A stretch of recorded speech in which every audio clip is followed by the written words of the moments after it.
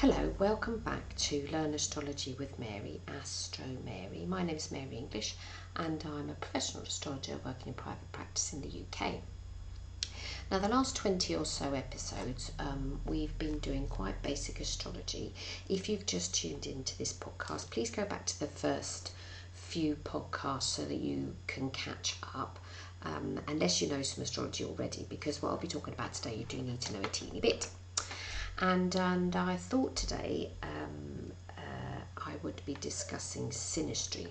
Now Sinistry is where you have your chart comparing to somebody else's chart, and it's quite simple. You have your chart on the inside of the circle and the other person's will go round yours, and it's quite easy to make. I'll explain how to do that in a minute. So what's the purpose of a Sinistry chart?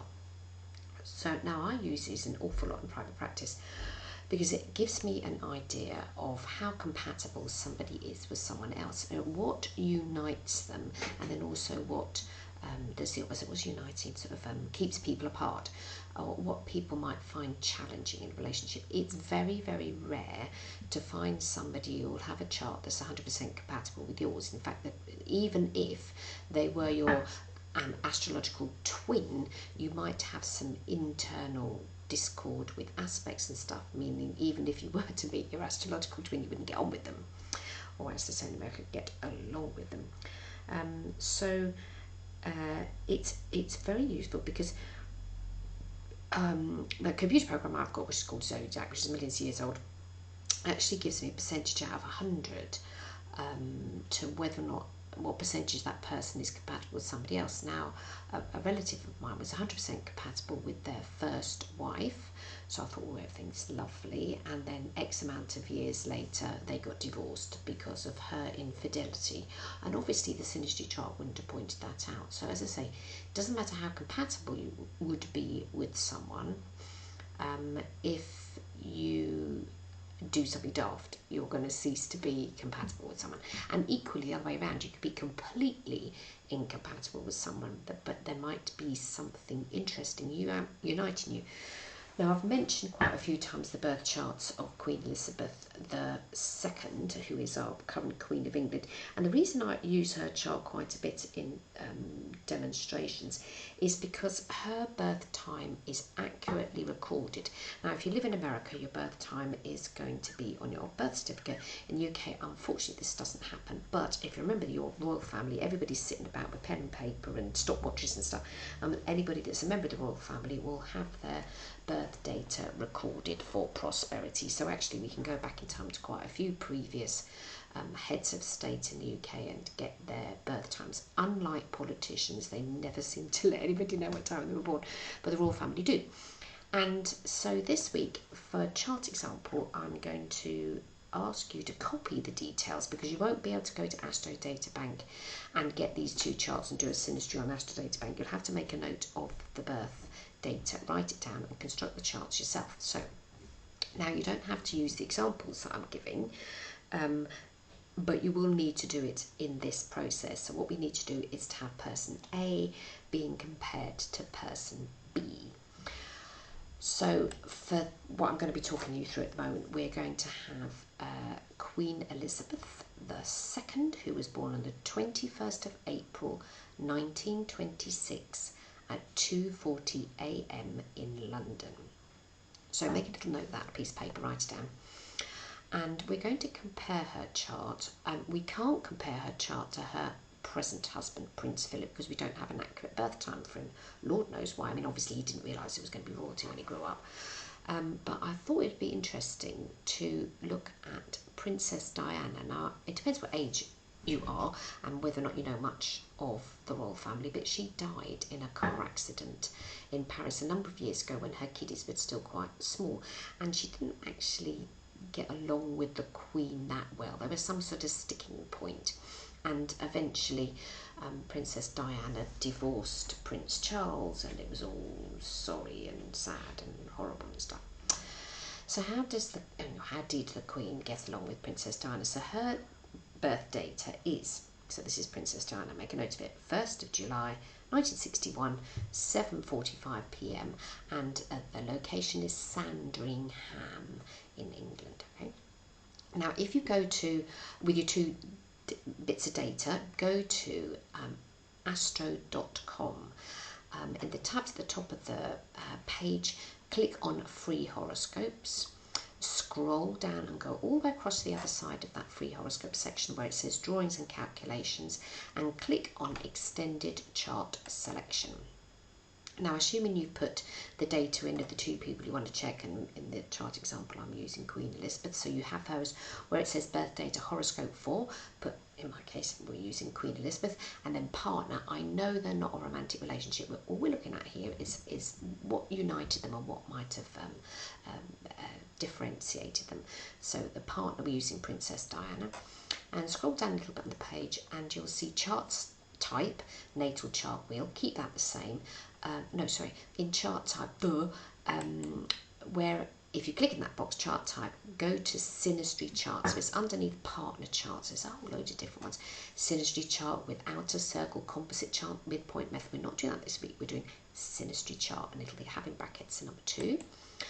And scroll down a little bit where it says house system, because Auntie Mary teaches equal house system. So make sure you click on equal, and then click here to show chart. Now, I expect most people will want to do themselves and their potential partner, so your boyfriend or your girlfriend, but you could do this with your parents.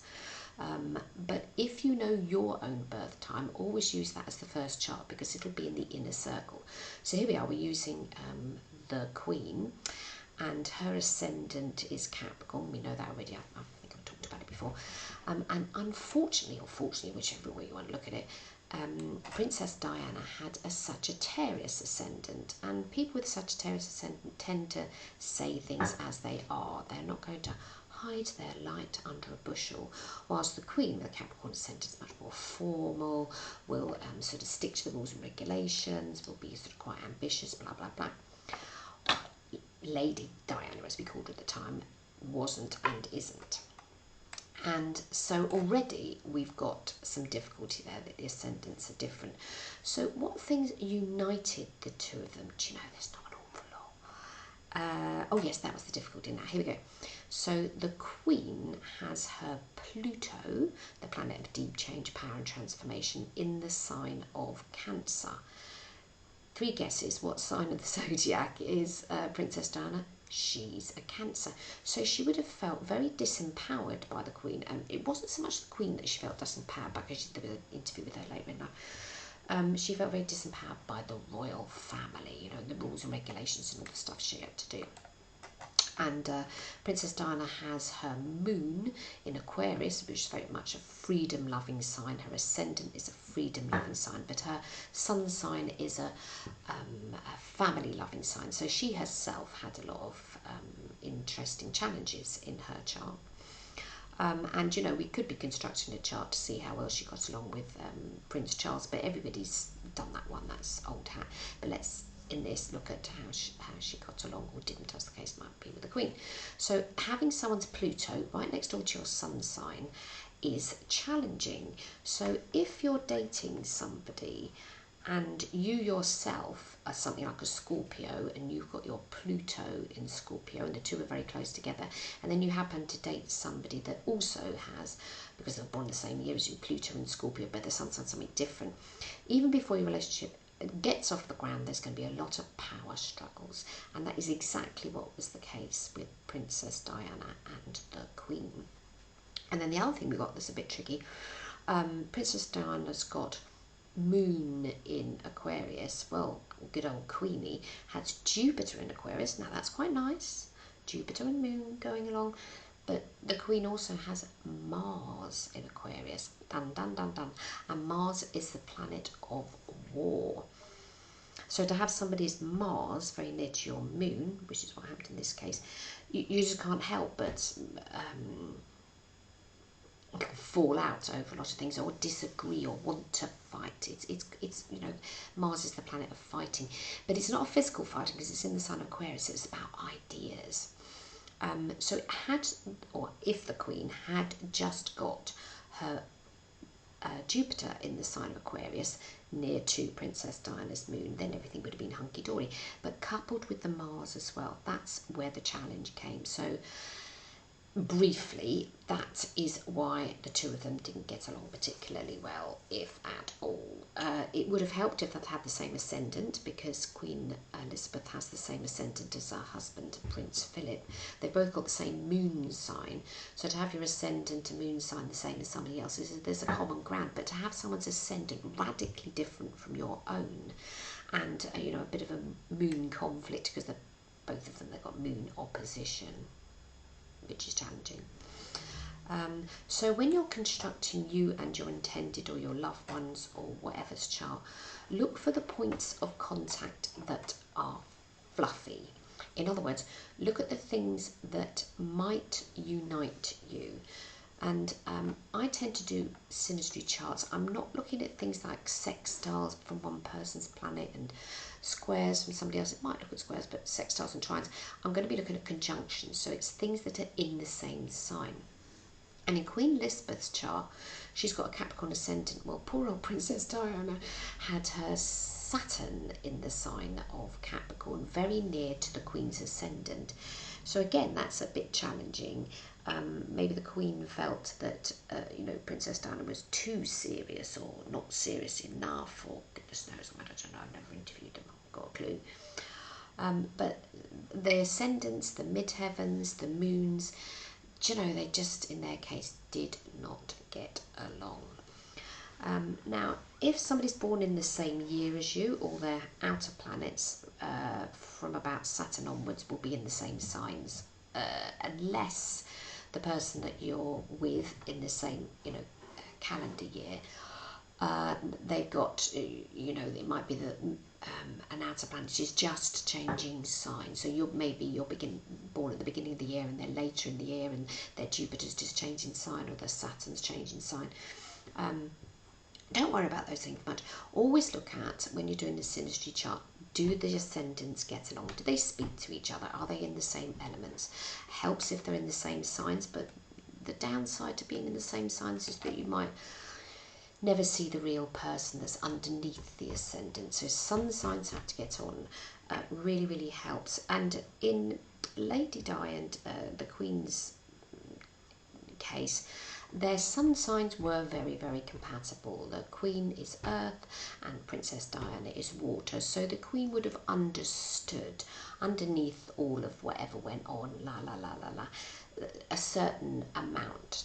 But the things that made their relationship difficult was this awful Pluto sun thing going on, the moon's in opposition, the moon's clashing to Mars. And when you look at the chart, you'll also, when you look at people's charts, when you're comparing, you'll also see their chart shapes. So go back to the early podcasts and learn about chart shapes. They're always fun. So go to astro.com, do a bit of Sinistry, have a little look. I do write about it in more detail in my next book, which is coming out soon, which is the Astrology of Lovers. So keep your ears peeled. Can you peel your ears? I don't know. We are his eyes peeled, but keep listening out. I will be telling you with the publication date. Haven't quite got publication date, but we're nearly there. And astro.com will not give you an analysis of your Sinistry chart. It'll give you midpoints, and we're doing that next week. So that's something to look forward for you. So next week, if you want to learn about midpoints, do tune in. My name's Mary English.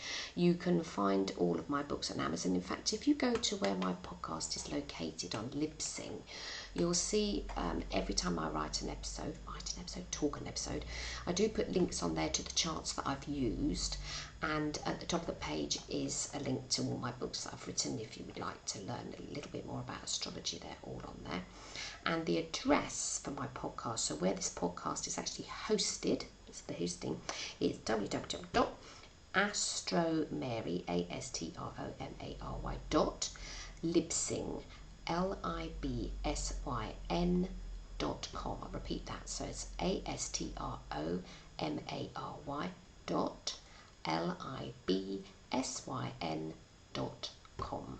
And you can find all of these episodes there if you need to catch up. You can download them all, and there's each week I do put links to the charts that I've used, so you don't have to go searching for them. So if you happen to have downloaded this from the iTunes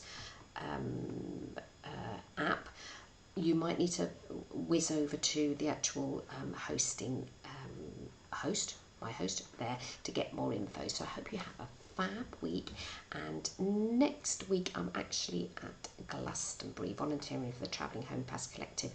The episode will be coming out, but I won't actually be there, so if you do happen to email me, at least wait until Tuesday until I've got back and had a shower. So have a fabulous week. Speak to you soon. Bye bye now.